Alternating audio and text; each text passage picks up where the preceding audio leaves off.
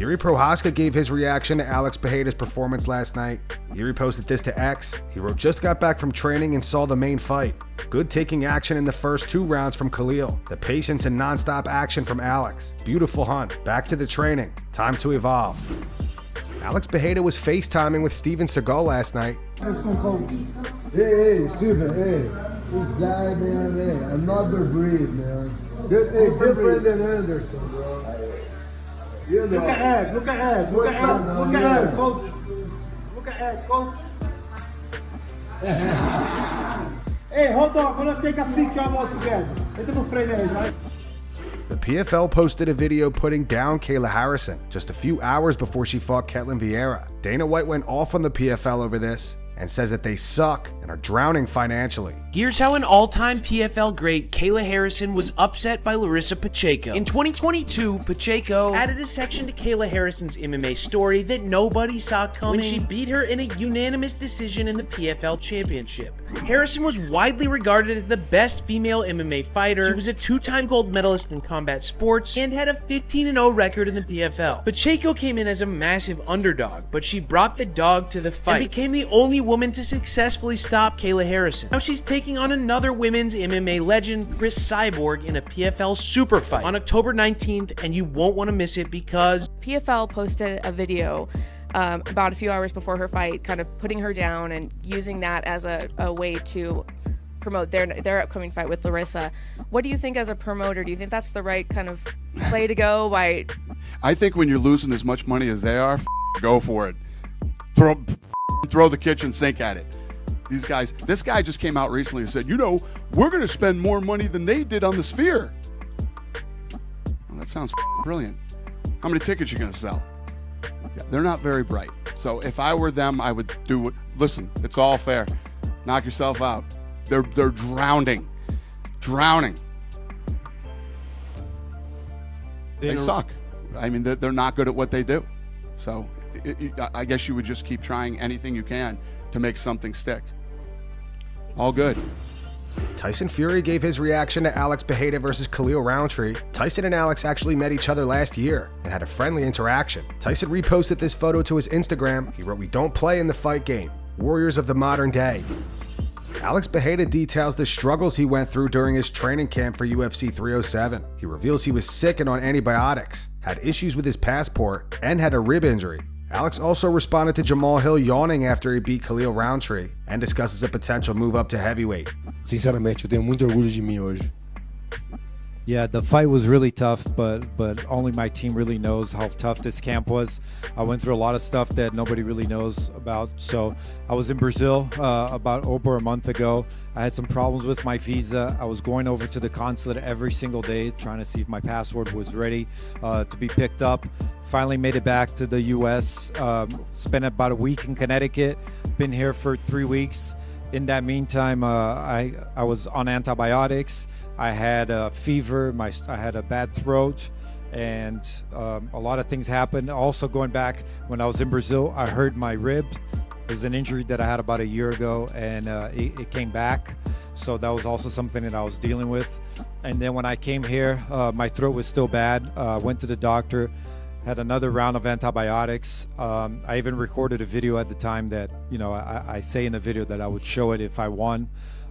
So we can put that out at some point. But, you know, I went through a lot, and also the ligament in my toe that was hurt for UFC 300, that came back. So there's a lot of things that I went through in this camp, and, you know, it was a tough fight, but it was a tough lead up to this fight, and I actually feel really proud of myself at this moment. Alex, Jamahal Hill was seen yawning after the fight. Looks like he's implying that the fight was boring. I'm just curious if you can respond to that. Pior que mesmo, acho que ele acabou de acordar do 300. Yeah, maybe he just woke up from UFC 300. Mas acho que tudo no seu tempo. Vamos ver o que acontece. Mas é isso. Yeah, I've called for that before, and, you know, Dana came in there and was very happy, and he said he was going to take care of me. And I think that, you know, if the UFC wants to please me, I think maybe a fight at heavyweight one day would be something that would really please me. Sean O'Malley had surgery on his hip this past Thursday. He says he wants to return in April or May. Got surgery Thursday, today's Saturday. It's been 2 days. I feel great. Be back next week, just sparring. I'm gonna do everything right. I'm gonna recover as fast as I possibly can, and I'm gonna get back. Everyone's like, hey, don't come back too soon. I'm coming back the right amount of soon, but I want to be back ASAP. I want to get these fights in while I'm still, young enough. I turned 30 this month, so I want to recover, do everything right, but I want to get back in there April, May, June latest. Like June will be latest. Like I think I can be back before that. March maybe even would be crazy, but who knows? I'm just going with the flow day by day. Following UFC 307, Daniel Cormier says he thinks Salt Lake City is one of the best cities for UFC events. Fight's over, heading to the airport, back to the Bay. What a phenomenal night from Salt Lake City. This is truly becoming one of the best cities to watch fights that we go to. So, I love it, man. But 12 Eastern, 9 a.m. Pacific, my instant reaction as to all the action from last night will be live on my YouTube channel from right next to the Octagon. Immediate thoughts, only can get it at my YouTube channel. Make sure you guys don't miss it. Alex Pereira, once again, crazy.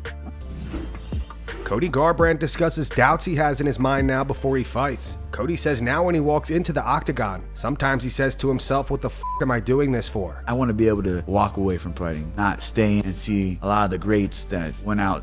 I did it. Man, it's tough. I love fighting, but then over the years, after all the injuries, you just hate the training after a while. Yeah. Because it hurts. That's why I tell about tattoos too. I'm like, when I was younger, I was getting tattooed. That didn't faze me at all. I'm getting tattooed now. I'm like, why am I doing this? I walk down to the octagon every time, I'm like, what the f am I doing this shit for? You know what I mean? I'm in the back warming up. I'm like, damn. They come back, hey, 5 minutes you're walking. I'm like, oh, shit. I'm trying to think all kinds of excuses, man. Like, dude, why didn't I pay attention in school? Why didn't I go to college? I dropped out of college twice. It hurts, man. Fighting hurts. Julianna Pena explains why she called out Amanda Nunes and not Kayla Harrison. Julianna says that her and her team were not impressed with Kayla's performance. Obviously, you want the Amanda fight, but you are in this unique position where either route you take, you get a lot of eyeballs on you. Yeah, at the end of the day, when I saw Amanda retire that day in Canada, I was sitting cage side and I was booing, and it was because I didn't believe that she was truly done. And then you hear Dana White saying, I think she retired too early, and then you watch her, and I feel like she's just twiddling her thumbs wondering, what is my identity? What am I doing? I'm bored. Like, who am I if I'm not, fighting in the UFC? So there's an air that I feel that she misses the sport, that she's looking to, find something that's going to, make her want to come back. Kayla never mentioned her name when she beat Holly Holm, and she sure is not mentioning her name now. None of the other girls were mentioning Amanda's name that they considered the greatest of all time, yet I was, and I never shied away from that, and I still am, because I truly do not believe that she's done. I think she retired too early. I think that she's looking for something to do, and that to me is the biggest fight in women's mixed martial arts history, because we're 1-1. My fight against her the first time was so dominant I made her tap.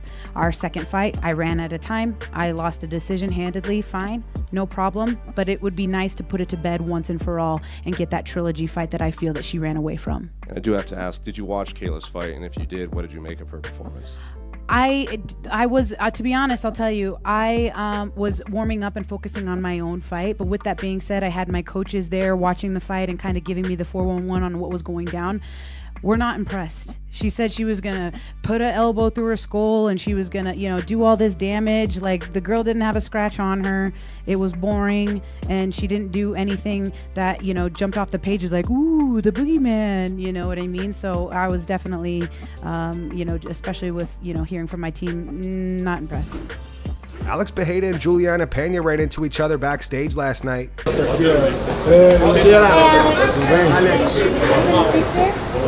I'm going to Vegas. Hi.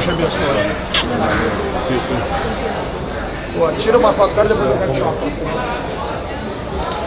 Can you take one for me? Yes. Please. Thank you, guys. And then group shot. Coach, you want to get in there? We got coaches. Yeah, we got coaches. Come on. There we go, guys. Awesome. Tom Aspinall's prediction for Alex Pereira versus Khalil Rountree is going around social media today. Fans think Tom's breakdown was extremely accurate. Stylistically, This guy, he's quite a bad matchup because of how explosive he is as well, so it might be a problem for a really orthodox striker like Pereira. When he gets his opponents hurt, it's like his opponents owe him money. Do you know what I mean? He's like violently attacking him. No, he's a vicious man. He really is. Vicious is a great word for it. Right in his attacks are what makes him different, because he's dangerous with everything. The big question mark I've got on Khalil Rountree is fight is above altitude. Of course he is. Yeah. And Khalil Rountree is very, very explosive. Now that's fantastic. How long does that last for when you're miles above sea level and you're fighting Alex Pereira? Merab Dvalishvili and Umar Nurmagomedov have been going back and forth for weeks now on social media. Many people think Umar's manager Ali Abdelaziz is the one actually posting from Umar's accounts. Merab ran into Ali last night after UFC 307, and the two started grappling while fans chanted Merab beats Umar. Merab beats Umar! Merab beats Umar! Merab beats Umar! Merab beats Umar! Merab beats Umar! Umar! Merab beats Ali Umar! Merab beats Ali Umar! Ali! Oh sh! Oh sh! Oh sh! This feels like a fever dream. What the hell? Whoa! Let me get a leg kick. Let me get a leg kick. And that's going to wrap it up for the news. Thanks for watching. For daily MMA news and content, subscribe to Full Mount MMA and click the bell icon to be notified when we post videos. Here are the 3 top comments from last video. The first one's from Certified Reddit Genius. It says, Aldo was brutally robbed by another Merab clone. I hate this sport sometimes. The second one says, Jamahal Hill yawning because he just woke up from that Alex KO. And the final one's from Peter Griffin. It says, Rountree fights like Strickland talks, while Strickland fights like how Rountree talks. Those were the 3 top comments from last video. If you want to be featured in the next one, all you have to do is comment down below. And if you missed yesterday's news, click the video on screen right now to get caught up.